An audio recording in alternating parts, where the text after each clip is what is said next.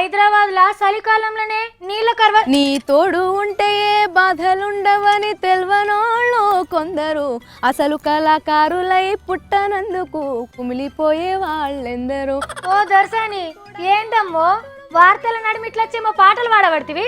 జానపదమే నా ప్రాణపదము, పల్లెలల్లా ఉన్నదే రాసినాను నిజము. సారీ అబ్బా కటకట ఆపు తల్లి ఆపు. అయి సరిగమలనుకుంటున్నావా లేకుంటే ఆలు సమోసా 10కి5 అని అమ్మడు అనుకుంటున్నావా? మరి మేము మీ అంత విద్వాంసురాల్ని కాదు కదమ్మా, మేము చెప్పినప్పుడు విలువకపోతే గిట్లనే ఉంటది. మరి ఏహే నీకు వార్త చెప్దామనే పాటలు పాడుతున్నా తల్లి. ఏం వార్త? చిన్నప్పటి సందే స్కూలల్లా సంగీతం నేర్పించమంటుండు ఓ సారు. ఏది గీ సంగీతమేనా? నా పాట పంచామృతం నా గానాల. అబ్బా ఆపు తాయి ఆపు. సంగీతం అంటే శాస్త్రీయ సంగీతం మాత్రమే ఉంటదా? మరి సాంఘిక సంగీతం కూడా ఉన్నదా? ఉన్నది. గల్లు గల్లు గల్లు గల్లు గజ్జల బండి హొయ్ హొయ్ హొయ్ హొయ్ హొయ్ హొయ్ హొయ్ హొయ్, కొండకోన వాగులు ఇంకా సాగేనండి హొయ్ హొయ్ హొయ్ హొయ్ హొయ్ హొయ్ హొయ్ హొయ్. జానపద పాటలు ఎట్లా పెడతారు? అసలు సంగీతం కిందకే తీసుకోరు కదా. మరి ఇదే అన్యాయం అంటే. ఒకవేళ శాస్త్రీయ సంగీతం గిట్ట పుస్తకాలలో పెడితే జానపద పాటలు కూడా పెట్టాలి పుస్తకాలల్లో. శాస్త్రీయ సంగీతం విలువ నీకేం తెలుసు? అప్రాచురాల సంగీతం అంటే ఏంటిది?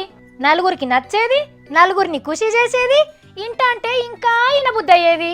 జానపద పాటలు నువ్వు వినవా? ఇంట నేనెందుకినా? జానపద పాటలకి నువ్వు డాన్స్ అయ్యవా? జానపద పాటలు నువ్వు పాడవా? నేను తెలుగు భాష లెక్క మా ఊరి భాష మాట్లాడతా, హైదరాబాద్ భాష మాట్లాడతా. నేను సంగీతం లెక్క శాస్త్రీయ సంగీతం పాడతా, జానపద పాటలు పాడతా. సరే గీ రాగం ఏందో చెప్పు. సా స్టాప్ స్టాప్ స్టాప్. నువ్వు రాగం తీస్తుంటే ఇన్నేటోళ్ళకి రోగం వచ్చుడు ఖాయం.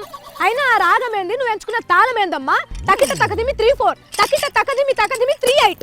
అంటే నేను ఎప్పటికీ సంగీతం నేర్చుకోలేనా? సంగీతం అనేది నిరంతర సాధన, ఒక్కనాడుతో వచ్చేది కాదు. సంగీతం అంటే సినిమాలలో వాడేదే సంగీతం అనుకున్నా. జానపద పాటలు కూడా సంగీతం అంటారని నాకేం తెలుసు? ఇప్పుడు తెలుసుకున్నావు కదా. నువ్వు సంగీతం విను కానీ పాడకే. కొనుగమ్మలు గినాయి గౌలే గెలిచినాయి ఆడతదానకి. మంచి తల్లి, ఇంతసేపు నీ పాటలతో మమ్మల్ని ఆనందపరిచినందుకు తీన్మార్ వార్తల్లోని తదుపరి వార్తను వినవలసిందిగా శ్రోతలను కోరడమైన